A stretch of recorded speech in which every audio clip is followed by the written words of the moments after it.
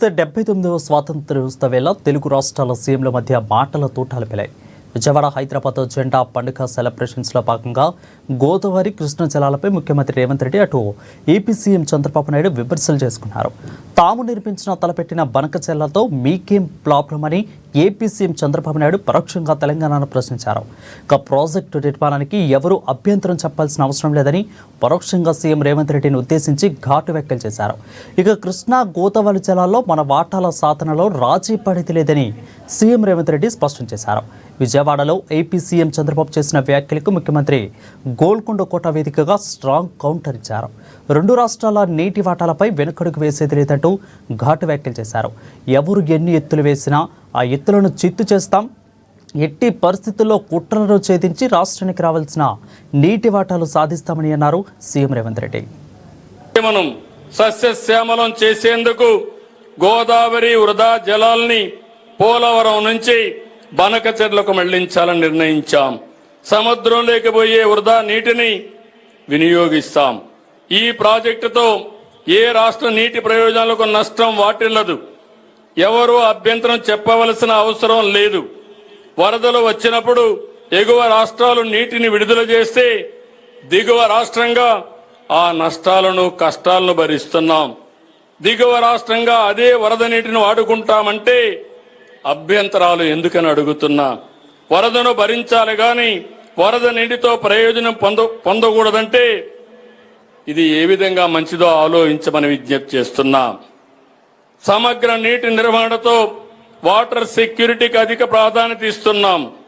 ప్రస్తుతం రాష్ట్రంలోని రిజర్వాయర్లు 99% నిల్వలతో జల కళను సంతరించుకున్నాయి. 785 టీఎంసీ నీళ్లు వివిధ రిజర్వాయర్లో అందుబాటులో ఉన్నాయి. భూగర్భ జలాల పెంపుకు చర్యలు తీసుకుంటున్నాం. భూమిని జలాశయంగా మార్చే ప్రయత్నాలు ఫలిస్తున్నాయి. వర్షాకాలం తర్వాత +3 3 మీటర్లు, ముందు -8 మీటర్ల కంటే తగ్గకుండా భూగర్భ జలాలు ఉండేలా నీటి నిర్వహణ చేపడుతున్నాం. పెండింగ్ ప్రాజెక్టుల లక్ష్యాలను నిర్దేశించుకొని పూర్తి చేయడానికి ప్రయత్నం చేస్తున్నాం. కృష్ణానది గోదావరి జలాల్లో మన వాటాల సాధనలో రాజీ పడే సమస్యనే లేదు. ఆనాటి నుంచి ఈనాటి వరకు తెలంగాణ ప్రజల పోరాటమే సాగునీరు తాగునీరు సాధించడం. అలాంటి తెలంగాణ ప్రజల భావోద్వేగమైన పేగుబంధం సాగునీటి ప్రాజెక్టులు. కృష్ణా గోదావరి నదులలో ప్రతి చుక్క తెలంగాణకు రావాల్సిన వాటాను సాధించి ఎవరి ఒత్తిడికి లొంగేది లేదు, ఎవరి ఆరోపణలకు బెదిరేది లేదు. 4 కోట్ల తెలంగాణ ప్రజల పక్షాన నిటారుగా నిలబడి కృష్ణానది గోదావరి నదుల్లో తెలంగాణ హక్కులను సాధించుకుంటాం. మన ప్రాంతానికి సాగునీరు తాగునీరు అందించినాకనే మిగతా ఎవరికైనా నీరు. ఈరోజు తెలంగాణ ప్రజల హక్కులను సాధించడంలో వెనుదిరిగి చూసేది లేదు, ఎవరికి భయపడేది లేదు. ప్రభుత్వం ఈ విషయంలో వ్యూహాత్మకంగా వ్యవహరించడమే కాదు, ఎత్తుగడలతో నిర్ణయం తీసుకుంటుంది. ఎవరు ఎత్తులేసినా ఆ ఎత్తులను చిత్తు చేసి ఎవరు విష ప్రచారం చేసినా వాళ్ళను తిప్పుకొట్టే బాధ్యత 4 కోట్ల తెలంగాణ ప్రజలు తీసుకోవాలి.